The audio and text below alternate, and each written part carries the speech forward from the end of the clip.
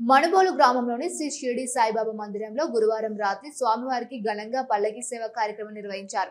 భక్తులు స్వామివారి పల్లకీని తమ భుజాలపై ఉంచుకొని సాయి నామ స్మరణ చేస్తూ గ్రామంలోని పూరవీధిలో ఊరేగించారు. సాయి భక్త భజన బృందం వారిచే భజన నిర్వహించారు. అర్చకులు శశికుమార్ శర్మ పూజలు నిర్వహించి భక్తులకు తీర్థ ప్రసాదాలు అందజేశారు. కార్యక్రమాలకు ఉభయదాతలుగా మణుబోలు గ్రామ వాస్తవ్యులు మిద్దింటి గోపి ఆనంద్ రెడ్డి, కృష్ణవేణి దంపతులు, కుమారుడు జశ్వంత్ రెడ్డి, వీరి కుటుంబ సభ్యులు వ్యవహరించారు. ఈ పూజలలో భక్తులు పాల్గొని స్వామివారిని దర్శించుకొని తీర్థ ప్రసాదాలు స్వీకరించారు.